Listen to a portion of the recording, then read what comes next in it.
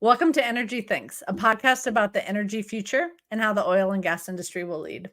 I'm Tisha Schuller, your host and the CEO of Adamantine Energy. We're in a pivotal time, a time I'm calling the moment, and forces are conspiring to lay bare the myth of a simple and easy energy transition. And so I'm focusing on how our industry can seize this moment by engaging in new and proactive ways with political leaders, with civic leaders. And we talked about that a lot today on our show with Austin Knight. He's vice president of hydrogen at Chevron New Energies. And I wanted to talk to Austin because he sits at this really interesting interface between traditional oil and gas and new energy investment for these companies. He recently led a multi-year effort to explore how the U.S. can harness hydrogen for the energy future. He did that for the National Petroleum Council, and we'll talk quite a bit about that study. You can learn more about Austin in our show notes. And I think you're really going to find a couple of things interesting. One is the new title that I have bestowed upon Austin. And of course, what I did in the 2000s in my professional life that suddenly is now going to appear on the show. So you'll get to see what that is. I hope you enjoy my conversation today with Austin Knight. Austin Knight, welcome. Thank you so much for joining me on the Energy Things podcast. Hey, it's so great to see you, Tisha. I'm really glad to have you on because you're one of the people I want to talk to about the moment. And you work at this really interesting interface between new energies and, of course, a traditional energy company like Chevron. I'd love for you to talk a little bit about how a company like Chevron can play in the moment by bringing something like hydrogen to scale. Yeah, this really is a moment like no other, right? And I think we have to seize it. This may be a once in a generation type of opportunity that we have in front of us. And it all fits into Chevron's core belief that the future of energy is lower carbon. And so there's a trajectory we're on. And we formed Chevron New Energies about 3 years ago. To do two things, really, to lower the carbon intensity of existing operations, recognizing that oil and gas is going to be with us for quite some time, but also to build out these new energy businesses that are going to be necessary for that lower carbon future. And hydrogen fits really well into that. It's something that we feel like we have a lot to offer. It fits within our skill sets and our scope of what we do really well, that among a few other things. I imagine 3 years ago when you got this job, it was so sexy to be in new energies and oil and gas. And I will say the glamour has definitely worn off, right? Like now we know this stuff is hard and like doing hydrogen is hard. So I'm curious, I'm sure you're biased given your title, but why hydrogen? Why is hydrogen a key solution? Yeah, maybe I'm a little biased around hydrogen and the role because hydrogen is such a great fit for those lower carbon applications that are really difficult to electrify. And so when we think about what are all the energy solutions that are necessary, we recognize a lot is going to go to electrification. And that helps get there if that's a renewable or low carbon power base. But it's not going to solve everything.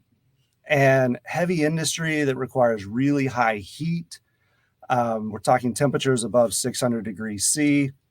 We're just seeing that to revamp everything to electricity, that electricity just doesn't get those types of temperatures, and it's very, very expensive to do that. So we look at where does hydrogen best fit.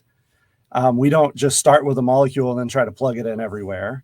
That high heat application is one of those. Talking about refining, petrochem, steel manufacturing. And then we look at other areas that we think hydrogen is going to fit into really well and beat the alternatives from a lower carbon perspective. And you also then see applications like heavy duty transportation, where batteries, are still struggling to really fit the bill on moving large, heavy quantities of products around long distances, as well as power applications. And the application there is either where you're in a place where you just don't have a lot of sun and wind or access to renewables. Maybe you're in a geography that doesn't have its own natural gas or geology for carbon storage. And so you're looking for these solutions. Hydrogen can fit there, but it can also essentially act as a battery and be an energy storage molecule to balance out the grid as that's needed as renewables ramp up. Okay, I hereby declare you the official ambassador of hydrogen to the world, because there's a lot of skepticism out there around hydrogen, and you paint a compelling picture. And other than the power application, you also, I think, invoke this idea of moving molecules, right? Like Yeah. we have millions of miles of pipeline across the country, never mind, in other parts of the world. And this idea of where you can substitute a lower carbon molecule for a molecule in a way that's going to be effective. I am obsessed. I'm obsessed with that idea. And so that kind of leads me to one of the things I think that is interesting about the moment is, let's just say out in the world, if you're a climate hawk, you might be a little reticent to have an oil and gas company as a partner. But the kind of applications you're talking about require scale. They require using existing infrastructure. And there's just some things that a company like Chevron can do that a startup can't.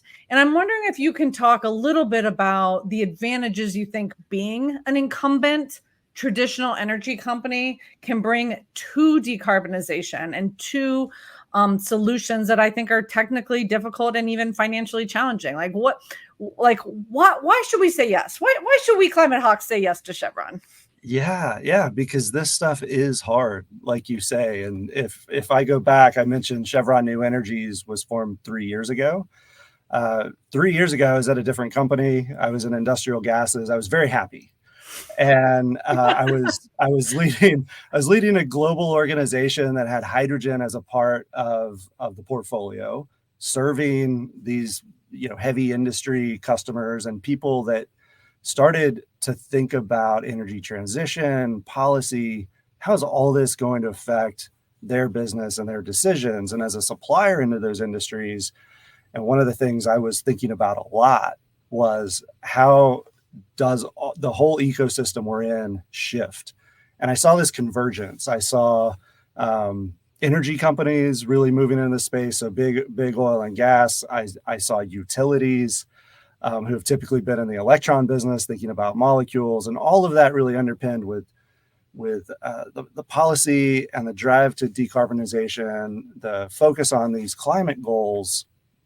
And I felt that around that point, the world had really crossed this point of no return on the climate conversation finally, kind of gotten over that, coming out of COVID and looking at the energy system and really believing this is what's necessary for the future. But the funny thing is, I was trying to figure out, how do I compete against Chevron when now Chevron is very interested in getting into this space. And the reasons I joined Chevron is that this is just a different challenge than what the world has faced in the past. I believe that you have to have the capabilities, the credibility in the market, the value chains, the willingness to take some risks and get in and try this stuff to really make it work. And so I looked at Chevron as such a great opportunity to make a move. I was happily living in Europe with my family. Said we're going to move back to Houston, and a lot of those reasons are because Chevron has a strong asset base, has all the capabilities to manage, carbon storage, to manage global energy flows. Obviously, has a lot of hydrogen skill sets already in our refineries, and so that was really attractive. Not to mention the great people and the balance sheet, and just the willingness to really move in this space. And so, look, we're problem solvers. We like to take on big challenges. The energy system is super complex. We know how to work in that space, and that's why I believe Chevron is really well positioned to address this new challenge of the energy system moving forward. Okay, that's so cool. I didn't know that. I didn't picture you happily ensconced in Europe with your family, and then you're like, "Yeah, let's go take on this really, really hard thing, like in the belly of the beast."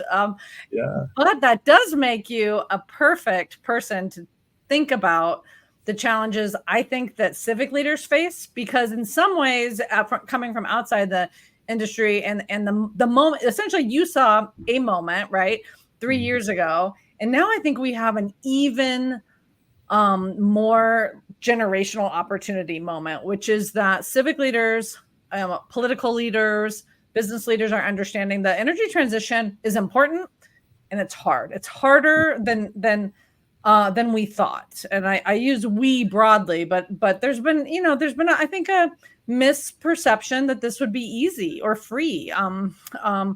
And as that happens, when we see there's some things that I think are just undeniable at this moment. Like the world is grappling with an understanding we're going to need a lot more power for developing economies, and now a lot more power for all the things that AI is going to offer to us as businesses and as economies. So I'm wondering now, having made your own transition into the middle of this, do you see the moment like that for other civic leaders? Do you think there's kind of a dawning and a rising and understanding that like this is going to be hard and we're going to need different partners, and we're going to need partners like traditional energy companies who are committed to decarbonizing? Yeah, I think it is dawning on people that this is tough, and I think it's going to be a theme of our conversation today. We have done a lot of work in this space to see what is the reality, but definitely, a number of years ago, there was this whole world of opportunity, and I think one of the things that's difficult in this space is everything is possibly interesting.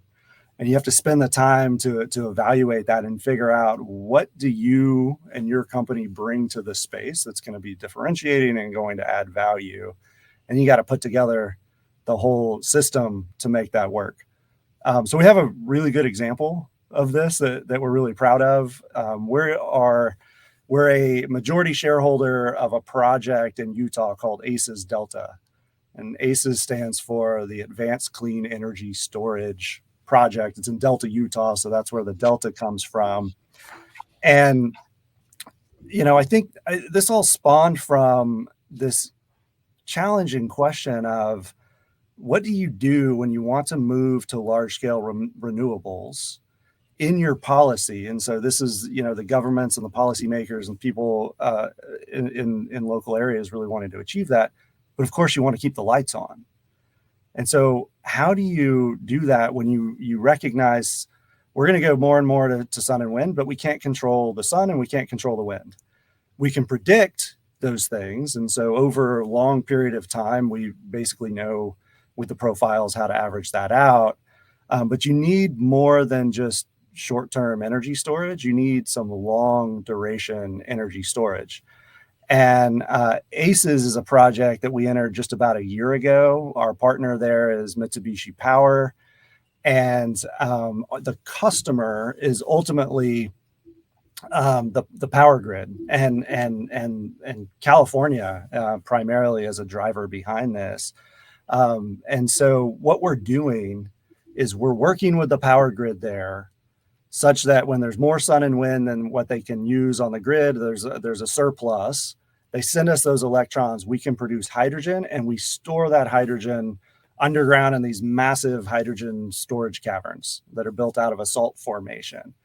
And then when the reverse is true, when there's not enough sun and wind, especially seasonally, and you get really high demands in electricity, then we can send that hydrogen back. They can create electricity out of it, keep those electrons on the grid and keep the lights on. And so this is really that mix of you've got the drive and the policy and the people wanting to solve problems. And we were able to basically put together a solution set that utilizes a lot of existing infrastructure, that brings all the right partners across that value chain to make this real.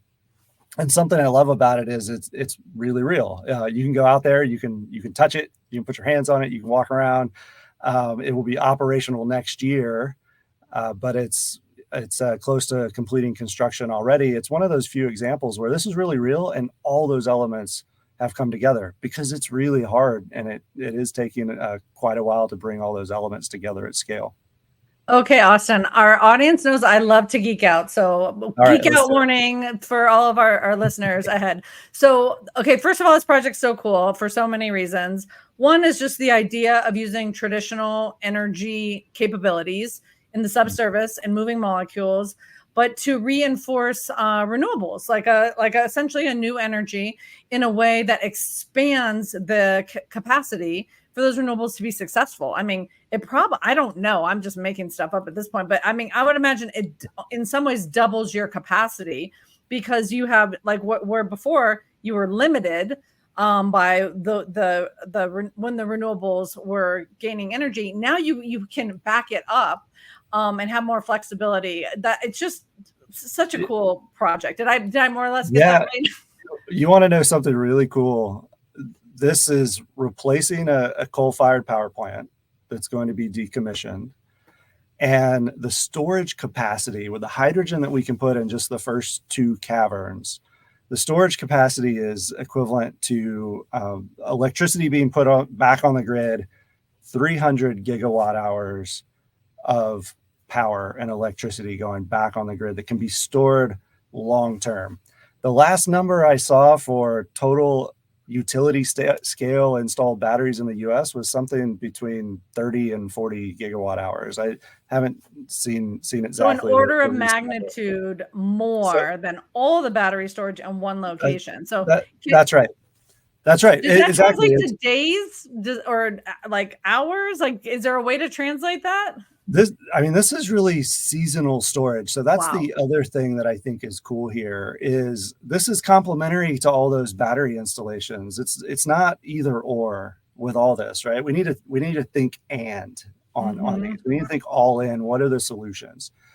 And the thing I think that's really cool about this is a lot of those batteries that are installed cover you between day and night, right? So they're kind of like intraday. We're talking hours, not seasonal. Whereas this is complementary in that it is a very, very large storage potential that then can cover those seasonal needs and make sure the lights stay on. And we have these growing power needs, so we know it. You've talked about the grid and you've talked about all these things, Tisha, I've seen, where this is a part of the challenge we're all trying to solve. I just think it's a super cool application of something that is real and will be operational as soon as next year. It's so cool, and please put me on the visitor list, Yeah. because I'm gonna blow your mind, Austin. The letters were in a different order, but about in the late 2000s, I permitted that facility, but the letters were different That's because it was amazing. compressed air energy storage. So I did county permitting, state permitting, and underground injection control permitting from my past life as an environmental consultant. So I've actually That's been on amazing. the site, spent probably 5 years of my life permitting. And we just did, it was the same idea, compressed air energy to store excess wind. But of course, it wasn't cost effective. It wasn't scalable. Like, you have to have a partner like Chevron that can do hydrogen to make something like this work. So in my career, even this project comes full cycle. That's amazing, isn't it? That's really, really a fascinating background there. Obsession more than scale. I don't know. They're like a close second, but another obsession would be seasonal storage, because if we don't sell seasonal storage, then you have to back up megawatt for megawatt with some kind of traditional fuel. So something like this subsurface hydrogen storage in salt caverns, we know how to do salt caverns. It's so cool. It's just, I love it.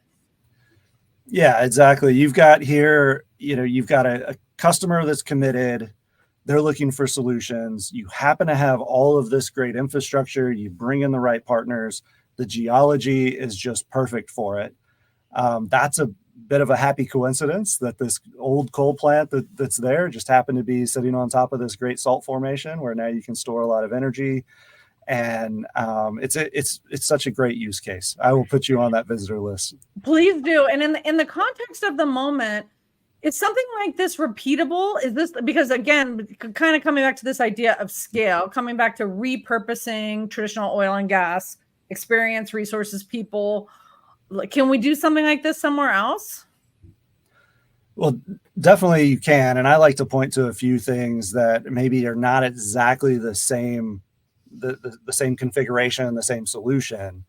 but some things here that I think are big learnings that we all can use to take other places. And, there are hydrogen hubs, and we're one of the leaders in the high velocity hub in Texas. There's a lot of, we can't forget about the international needs here. There's so much around the world that creates potential. I try to direct people to think about a few elements of that.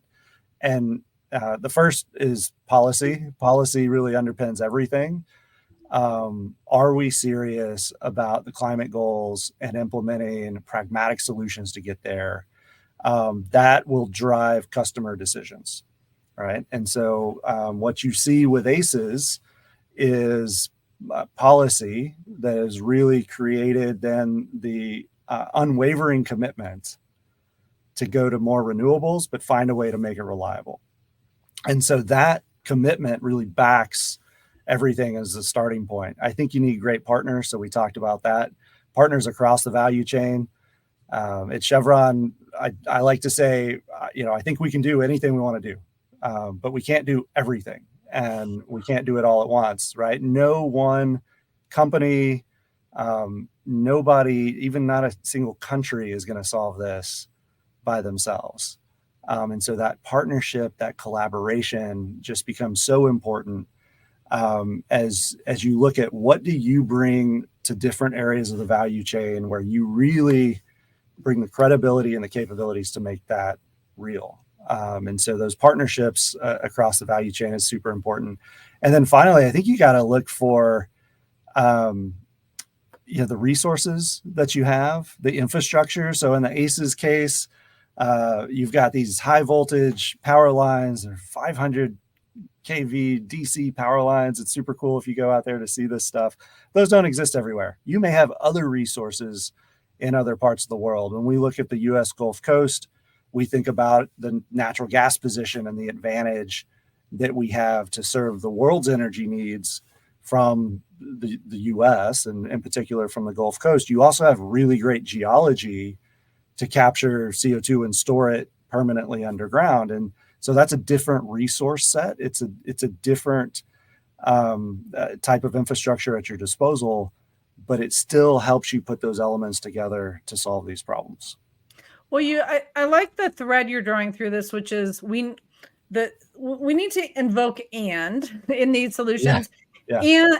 And each site has to have a unique solution. Like it has become a cliche, perhaps for a reason, that there's no one size fits all. So the ACES project you're describing, paired with the lessons learned, gives you sort of a framework for going after other site-specific solutions, but not maybe not necessarily a template, right? Like it's more of a process in terms of policy and partners, and in a place like Utah, perhaps a willingness to have traditional energy partners that is a gold standard, pragmatic commitment to solutions over maybe having an ideology around it. And we look for good policy, and so when we think about that, we're not looking to policy to pick the winners. Our preference would be the policy recognizes value of carbon, and let's let the markets work. Right? Let's start to develop the technology, make the improvements, drive the cost down. But being over prescriptive, I think, can stifle some of that innovation. Well, in addition to this little day job you have, the VP of hydrogen of Chevron, I got to see you a lot over the last year and a half or maybe 2 years, because you led the National Petroleum Council, of which I'm a member. You led the hydrogen study. So first of all, thank you for your leadership, or maybe foolish willingness to say yes to your CEO. I'm not sure which, but either way, thank you for doing that. So that's a massive undertaking. Let's not assume that our audience knows what I'm talking about. We'll link it in the show notes, but tell us a little bit about that. And I think what I would really be interested to know is what did you learn? There are a lot of stakeholders. You spend years trying to wordsmith this into something that's useful and coherent to your audience. And this massive report has gotten rave reviews. So kudos to you. What did you learn along the way from that experience? Well, thanks for your support, Tisha. Coming in, I had never heard of the National Petroleum Council and exactly how this worked. That's why you said yes. Yeah, one of the reasons. But what a process. And so, yeah, I'll kind of back up a little bit because we started with a question that the U.S. Secretary of Energy asked us. And so Jennifer Granholm came to the National Petroleum Council, which exists purely to advise the Department of Energy, and said, hey, in support of our climate goals, what is the role of hydrogen? Where are we? What are the gaps to getting where we need to go? And how do we close those gaps? So we, as Chevron, were able to take the lead of this whole study, and we chaired that study. I put together a big task force and a huge group. We raised our hand and said, we're going to do this, but we're going to create a big tent approach. And we wanted to know who is anybody out there working hydrogen that has expertise, doing real things, thinking about the hard questions, and we invited them to the table. We ended up with over 100 organizations that said yes to that were willing to come. Careful what you wish for. Yeah. And this was again a few years ago, and some people in the narrative just thought, oh, this is going to be very, very affordable and very easy, and why isn't everybody doing it? So we found 100 different organizations. I think it was over 200 people that were very interested and credible and willing to come together. And what I love about that diversity is that it really brings a lot of credibility, but it also forces everyone to deal with those tough questions. Mm-hmm. We over the time we spent doing this, you'd see certain reports come out and they'd come out really quickly. And we realized, they're right on a few things. There's a few things we would challenge, but it's one person's view or it's one company's view. And the great thing about the National Petroleum Council is it has access to the views of everybody in industry dealing and grappling with these difficult challenges. Only 30% are actually oil and gas companies in the study that we did. And we named the study. I do wish everyone knew that, right? People see a report come out from the National Petroleum Council, but they don't know that think tanks, academics, and environmental NGOs are not just reviewing it. They're writing it. They're at the table. They're negotiating every little word that comes out. It's an extraordinary collaboration. It really is. And it takes a lot of time, but we dealt with all the hard issues. And at one point, somebody who was in almost every meeting we had, who is in academia, just kind of put his pencil down and he sat back and he said, this is beyond any peer-reviewed experience I've ever had. You want to talk about peer-reviewed, this takes the cake. Because there was there's nowhere to hide, right? You come to the table, you commit, and you work through all those hard issues with people that don't always necessarily have a place to exchange in that way. And so you're right. It was about 30% oil and gas. The rest were all the other people. And everybody learns. The really cool thing is, as much as it's a little bit of a torment to participate, just as any of us who try to write anything as a group know, every single person evolves through that process. Every single person's view of the subject changes, because you just cannot but help. If you're engaging in good faith, which you wouldn't engage 200 hours not in good faith, you just have to engage in good faith. You have to evolve your thinking. It doesn't matter if you're from an NGO, an academic, or industry. The whole way you look at the world, I think, evolves. Was that your experience as well? Well, it really does. And one of the things we implemented in our approach was we worked very closely with MIT and some extremely complex models of the entire energy system. And we worked with data from DOE or from the IEA and a number of others. And, a lot of times you had to go back to that data and say, well, gosh, half the room had this one view and a hypothesis in a different way. But what's the data actually showing us? And do we understand what went into it, what came out of it? Are we being transparent with everybody who's going to read the report on those facts? Because we wanted to be very transparent and deliver a lot of credibility. So the process, the approach was just fantastic, but it is a big undertaking. It is. Now, I got to serve on the chapter that works on stakeholder engagement and concerns.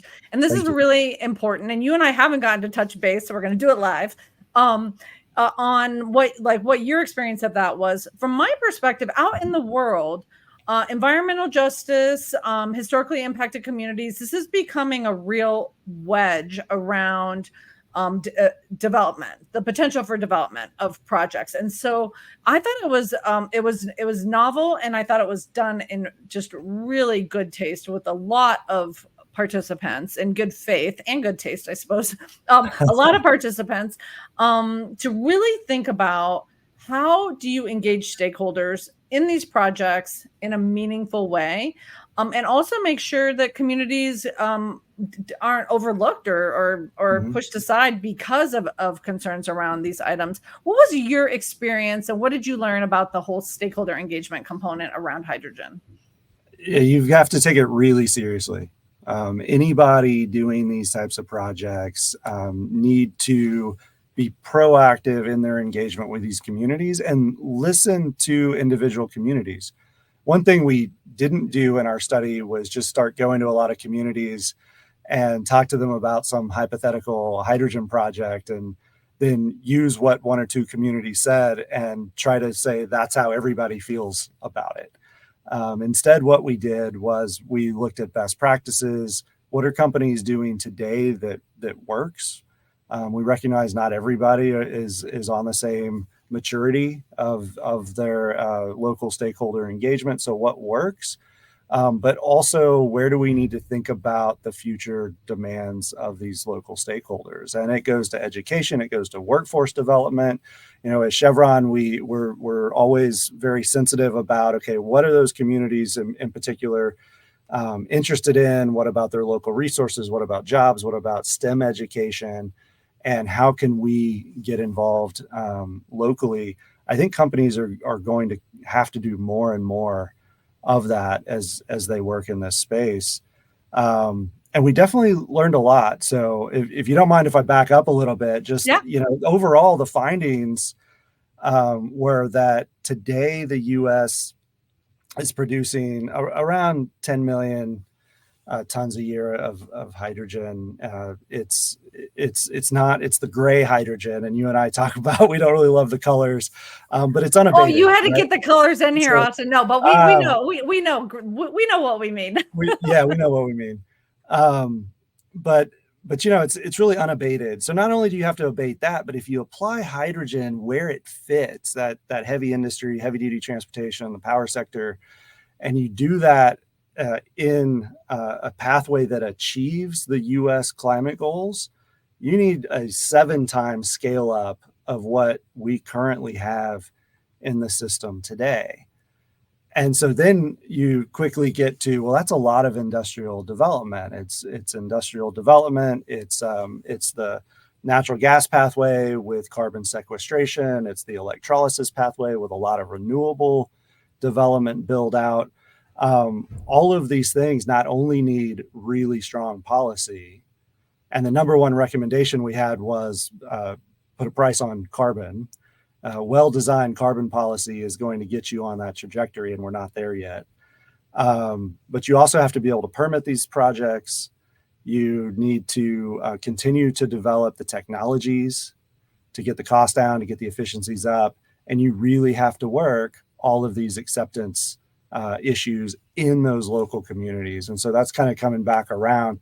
I think it was probably one of the first reports, if not the first report, that has been done at this level that really emphasized that social considerations piece the way that the Harnessing Hydrogen report did. And so there's a ton of good work there available. Yeah, there's a couple of things I want to put an exclamation point on. 7 times more hydrogen. So back to our theme of scale, right? Like, you got to have partners that can produce and move molecules. But you raise a couple other interesting things. Like, you also, you need big companies to do this kind of community engagement. Because something that really resonated in what you said with our earlier discussion around the ACES project is not only is each, like the technical and economic details of each location unique, but the community interests, the community fear, the community's priorities, these are completely different depending on the location, the politics, the history. And you said something I think is really important. As an example, is like workforce development. In some communities, figuring out how to make a project part of building the economic infrastructure of a community means training, means jobs. Right. It's not just money. It's really about the sort of the things that make a thriving community, so that they have a participation and buy-in. So these elements are so important, and particularly I think for new energies projects, because there's an unknown or a fear factor associated with them. So we can't expect to get a pass. No, you've got to really explain all of this, right? And different communities have different histories and different viewpoints, and going in and listening, working in those communities. We really can't understate the importance of that. And this whole chapter, there's a lot of great recommendations around that. But thanks for your input and all of those that contributed to this chapter, because it's something that, again, hasn't really been in these studies before. But we're hoping we can really open up that book and just show, hey, there's some good experiences here. There's a lot to learn from, and there's things that everybody needs to be thinking about. All of that, by the way, is on npc.org. We'll link it in the show notes. And I really do think for our listeners who are interested in hydrogen, it's also easy to skim. Like, you don't have to read the whole thing. Like, there are bolded recommendations in each chapter and an awesome executive summary. So it's a very functional report. Now, you told me something I didn't know, which I'm kind of embarrassed, because I don't know how many hundreds of meetings I went to for the 2 studies, but I didn't know it was only 30% industry. It intuitively makes sense when you say that. But yeah, it was 30% oil and gas, right? So we also had others from manufacturing and a number of other industry players, but from oil and gas, it was only 30%. That's it's so important for this idea of the moment. So I wanted to pull on that thread to hear some things that maybe you learned from that experience, which is, I imagine, like me, you find yourself in environments where people are very highly prioritize climate action, and they are pragmatic, and they understand that we're going to have to work with other partners, but they're skeptical about working with oil and gas. There is, I think there is out there. I am sometimes surprised, even in the work I do, of how strongly held the idea is that we can't trust these partners. These partners are insincere. How do you handle that? How do you talk about why companies like why you move to a company like Chevron, why oil and gas companies can and should be part of these decarbonization projects? I think, first of all, we need to have a balanced conversation on these topics. We have to recognize that there are serious challenges in front of us, right, to achieve those goals. But again, we need the lights to come on, right? We need to power our world. And so we need that energy to be reliable. We need it to be affordable as we work to achieve these goals. And so I just would like everybody to recognize that the folks in the energy system today are really serious about this for the long term. Those folks also recognize how complex this whole energy system is. We're problem solvers. We're people that love to take on a good challenge and deal with that complexity. We have all the capabilities to make progress in this space. We also want to keep the power flowing, right? And keep the fuels going. Yeah, we want to build the energy system of the future. We don't want to go like build some cranky old polluting thing. Like we're in it. Yeah. So there's just so many of those variables that it's that and conversation. It's all in. You need all these different solutions. And I can tell you, look, if you're a skeptic, I'd invite you to come meet the people working at Chevron. Just fantastic people, really dealing with complex things and solving challenges every single day. The commitment is there. it's a long-term commitment. And so we recognize that trajectory we're on, and we know we're going lower and lower carbon in the energy system over time. And that energy system is only growing and getting more complex. That's I think it's a great perspective, and it speaks to this idea. I love invoking us as problem solvers, because at some point, I think one of the things the moment will lay bare is at some point, serious climate hawks have to decide that we are more committed to reducing emissions than to like picking winners and losers, or like being selective about who gets to play.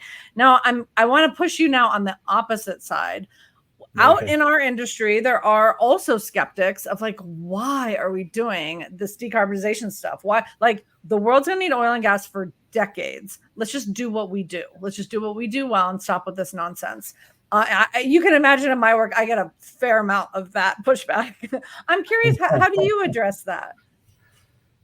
I was at the Gas Tech conference recently, and I was on stage, and I mentioned, innovation of this scale is not for the faint of heart. Right. And so this is not for everybody, but you can spark something in people when you talk about the innovation and the advancing society and the good that comes from a functioning energy system.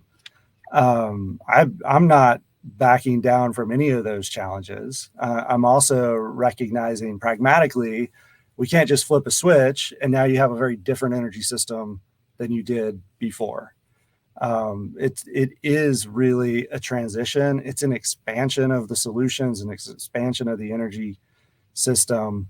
And so a lot of that powers our world today right now is all good. It really has done a ton for human progress, and we have to recognize that.